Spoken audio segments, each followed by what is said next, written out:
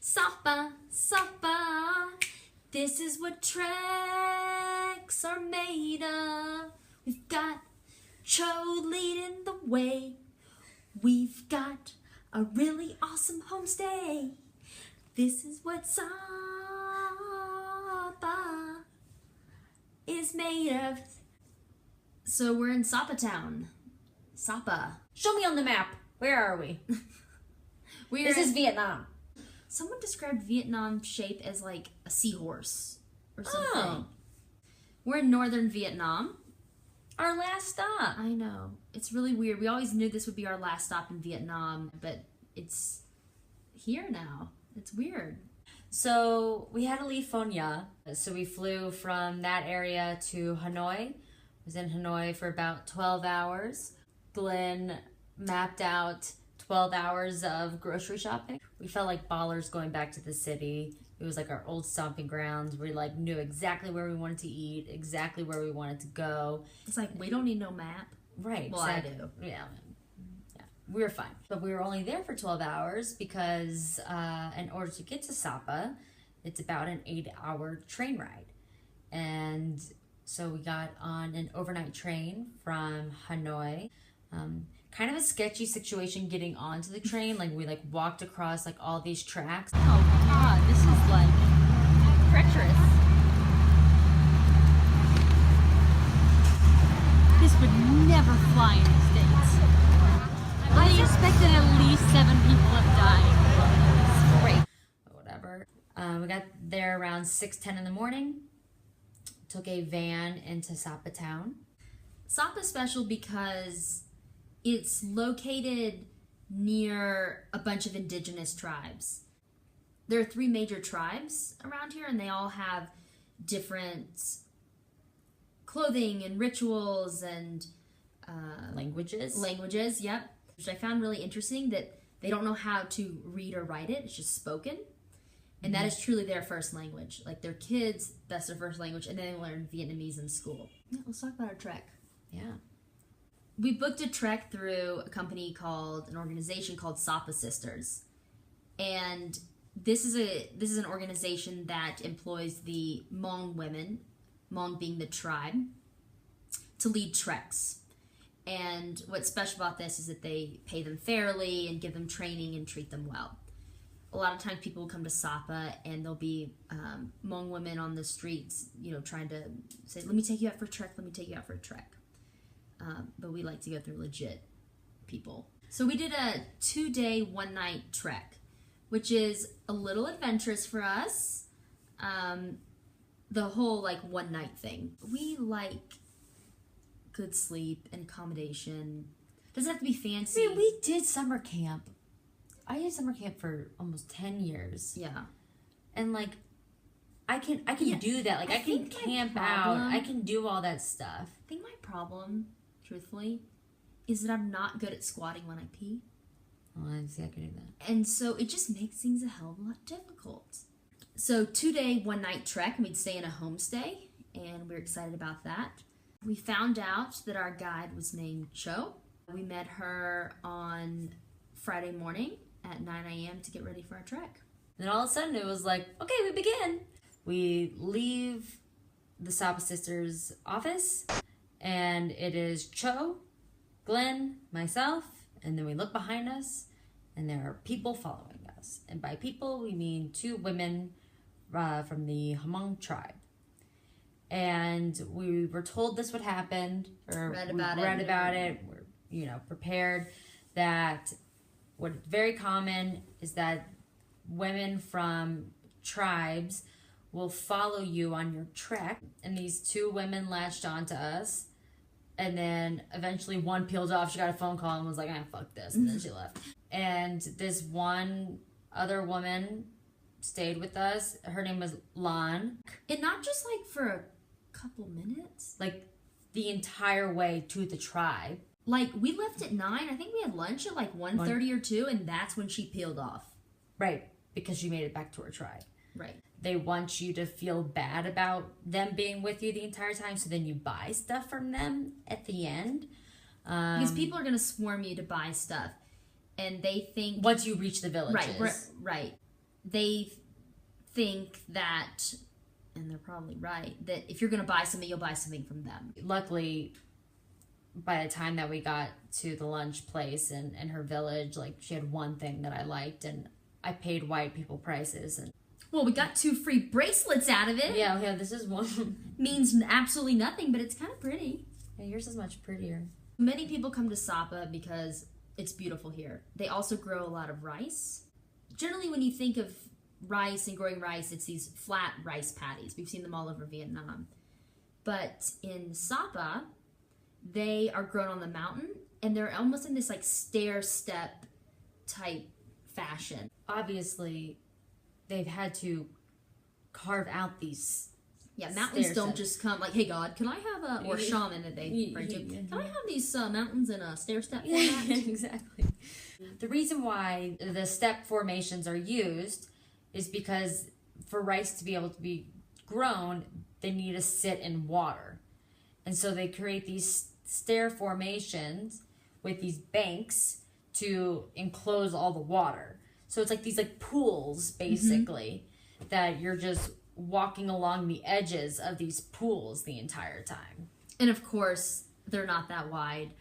It's like walking on a balance beam the entire time. And then you have like water on either side of it if you fall, or mud. But really good balance practice. Really good core work. Ankle stability, all that good stuff. Yep. At first it was really foggy and hazy and it was kind of rainy.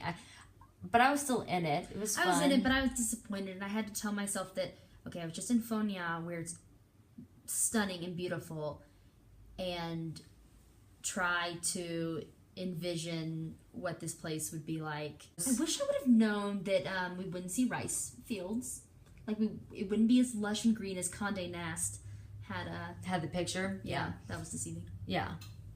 But it was beautiful for other reasons. Right. I think that made me focus more on the people in the village, and instead of me like taking pictures the entire time, I think I was more focused on not just the physical beauty, but just like how people live here and how they live off the land and just local life. So I tried to take that approach. So a lot of animals, a lot of ducks, so many cute pigs. Oh my God, so many cute animals. Little goats. Now I'm really never going to be able to eat pork. What's the craziest thing to me that continues to blow my mind is that there are ducks and there are chickens and there are pigs that just roam around on the mountain. And they somehow go home every night. First off, if I'm a chicken or a pig and I know I'm going to get slaughtered, I'm not going home. I'm going as far away as possible. No, but then if another family finds them, they're like, cool, free chicken. I guess so. They're going to go home? Hell yeah, they're going to go home. They're like, these people are taking care of me. Yeah, I guess so. But like the fact that they know how to go home is crazy to me. Anyways, still just... So we arrived at the homestay, and she told us there was going to be a lot of people at the homestay, and at first we were like, meh. Yeah, I was like, But it ended up being so fun.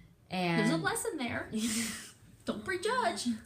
The group of people that we were with was super fun, and all the guides that were there were really awesome to hang around too. And the homestay, they made an awesome dinner for us. We, had rice wine, which they call happy water. We took a few shots of those all together. We just had just cool, lively conversation. A lot of people have traveled all over the world or all over Asia. Woke up this morning. We got a nice, basically 12 hours of sleep.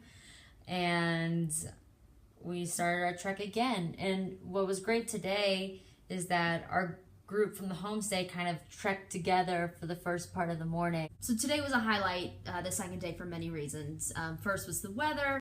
So the fog had burned up. The views were amazing. Glenn on a plane, Glenn on a plane. We were trekking with the people we had met at the homestay. And then we had opted and paid a little bit extra to have lunch with a local family, or local lunch. And our guide offered to have it at her place. We were like, yeah, awesome, let's do it. We walked to her village and her house, and her husband had picked up some food for us. And I think my favorite thing, for many different reasons, was that they went out and picked wild ferns from the mountain, like straight from the mountain. Like, this stuff is not sold in markets or anything. And we like picked off the leaves and cleaned it and ate it for lunch. And like had wild bamboo. The bamboo is so good. It is like my favorite. It was really good. Such a good meal. I want to go back. It was really good. And so we got to help cook and clean and watch it. Well, Glenn was doing that. I was helping a little bit. This is something that I did not know about Lane. I was playing with the kids. I did not know how much she loves babies and like toddlers. She loves kids. Yeah. And I got to hang out with Cho's kids. But it's so cool how you just see them all playing in the village, and you're like, Cho, where's your daughter? And she's like, she's with a friend. Yeah. Like, they just kind of run off, and it's so different than the United States, or at least present day United States. Yeah. Like, you know where your kid is at all times. Right. You like track them down. Exactly. Hell, I'm 28, and my dad could still track me down on Find My iPhone. Yeah. For safety reasons.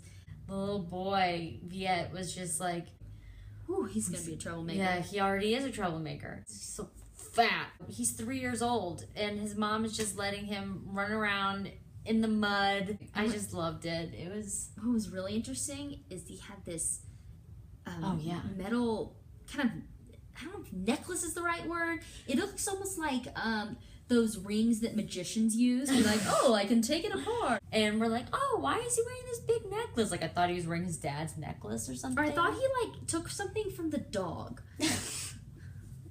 Or like, I don't know, like found something and was like, oh, I like this. But apparently, the shaman, which is their religious leader, told the family that he has to wear it because he was sick at one point. last year, And they put it on him and that he's not allowed to take it off. like, I don't know for how. like, she's like, maybe when he's a lot older. We're like, oh.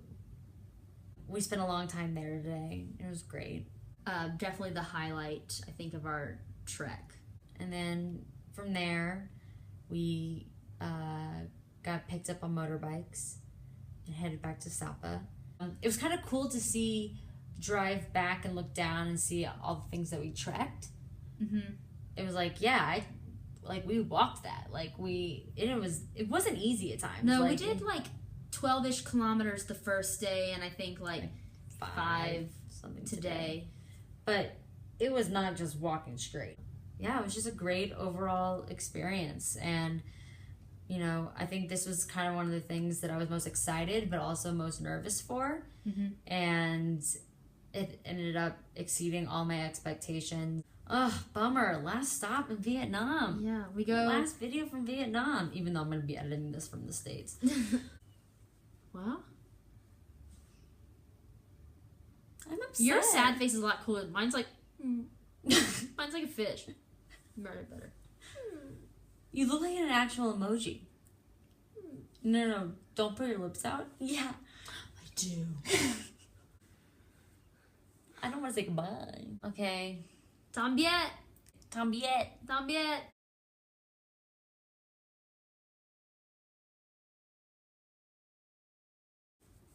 How did we get here? How did we get in Sapa? I'm just looking at how hairy your legs They're are. so gross. I had to shave. I hadn't shaved in a really long time, but fuck, those are disgusting. They're really bad. I've just like kind of embraced this whole natural thing. Sorry. I just And got we really... haven't had really big showers. Yeah, sorry. I just got really distracted. They're so gross. They look like an Asian man's legs. Yeah, they're really bad. Or, I hate to say Papa's legs. You know when like old men stop growing hair on their like upper legs? It's just in their lower legs and it's kind of scraggly. I never noticed that, but I guess they... That's what my legs look like.